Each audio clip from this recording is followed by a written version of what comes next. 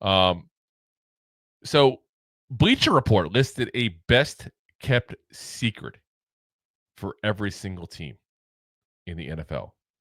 And they made ours as Bobby Okereke.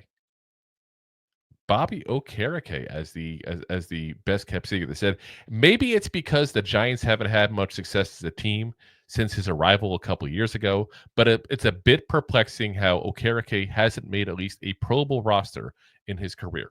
The 2019 third round pick racked up 149 tackles in 23 and 93 in 12 games last year before suffering a back injury. Plus, he's a well-rounded player who has 13 passes defended in his 2 campaigns in New York. So I gotta say, I don't know. Is he really considered a secret? Like, is Bobby Okereke some kind of secret weapon that people don't know about? Like I don't know if I call him that. Like, he had a great 23, and that's 100% the case. They said 149 tackles, excellent season. I didn't really have a great year last year. I mean, we called him out a couple times when it seemed like kind of dog on plays and stuff like that. Um, you know, and he's got a massive, massive contract. Like, he got paid, I think, like the top linebacker contract in that free agency going into that 23 season.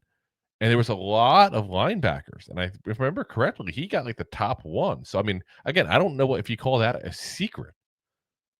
Like, a guy who's like one of the best paid linebackers in the league and a guy that had 149 tackles, just, I don't know if you would call it 1.5 seasons ago now at this point. I do think he's a really good player.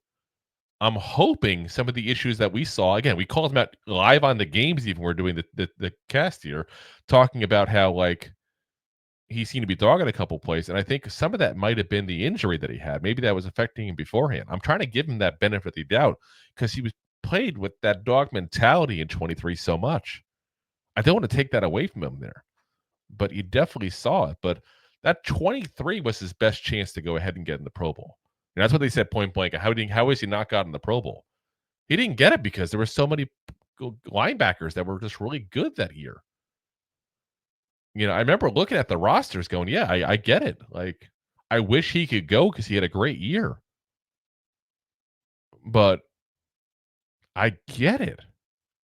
It wasn't like they put some random scrubs in that didn't get it in. It's not like 5 players decided not to go ahead and come into, the Pro Bowl, and you got like the 5th alternate and he got in kind of scenario. If I remember correctly that year, everybody that was a linebacker went in and just played in that game or didn't play in that not game, however you think of the Pro Bowl, whatever the hell you want to call it now. So, like I said, I think he's in the radar of that B tier of linebackers. And if he has another healthy lights out season like he had in 23, he might start moving up into that A tier. But when you're competing against people like Bobby Wagner and stuff like that on a year in, year out basis, it's a little more difficult. So, as I see you there, Perry also with the contract numbers said $40 million over 4 years, $14 million this year. So yeah, like I said, it was a bigger contract. You don't see guys getting $10+ million at the linebacker position very much anymore, unless they are the guys who are considered that upper first tier kind of player there. You don't really see it. So again, I don't know if I call him a secret.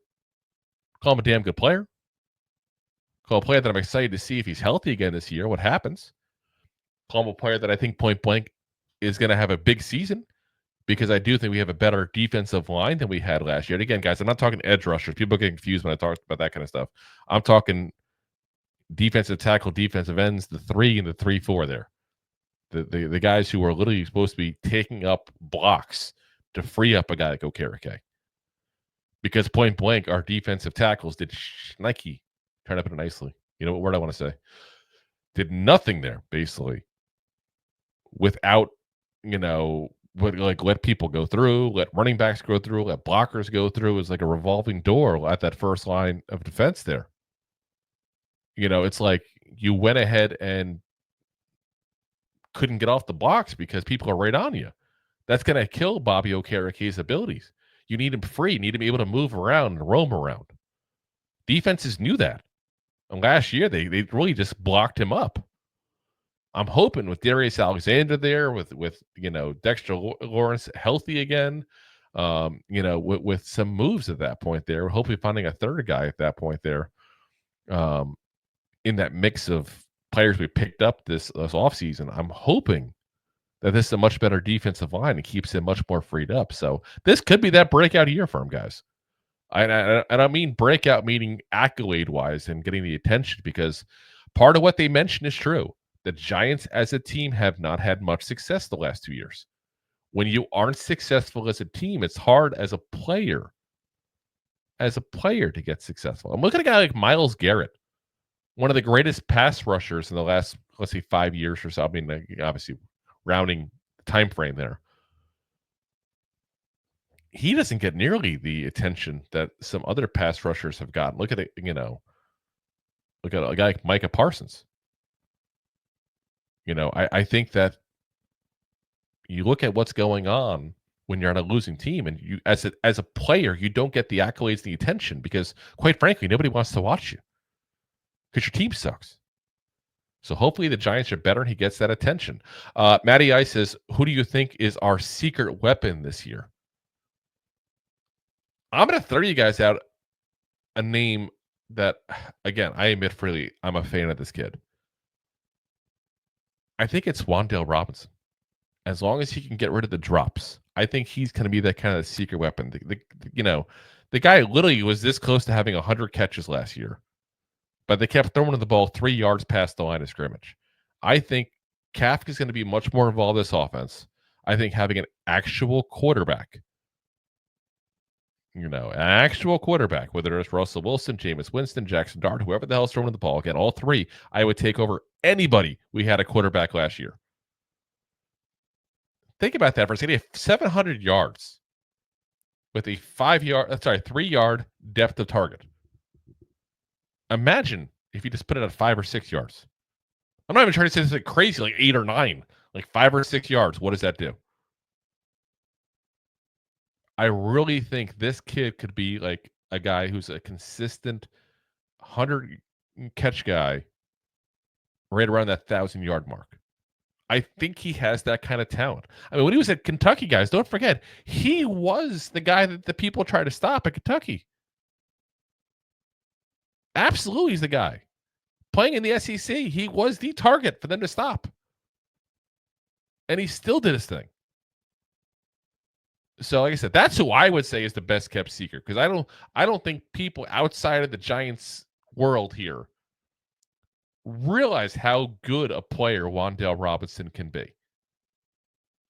And like I said, I really think that's where, you're going to see a change there. If you get Kafka involved to use him correctly and get that depth of target there. As I see Jay there say he can go deep and even rush at Kentucky. And he did. He did. And appreciate Deb with the hit the thumbs up, guys. Yeah, that does help us huge, by the way, there. Like I said, it really helps spread the word there. It's kind of like leaving a Google review for a business there, so to speak, in a way.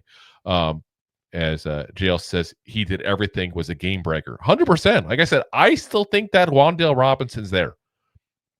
I think the Giants point blank have not used him correctly. And part of that was he was used, especially last year, as a safety blanket.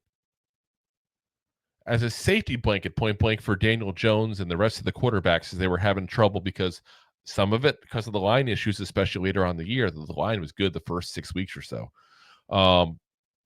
But a lot of it was just the lack of talent.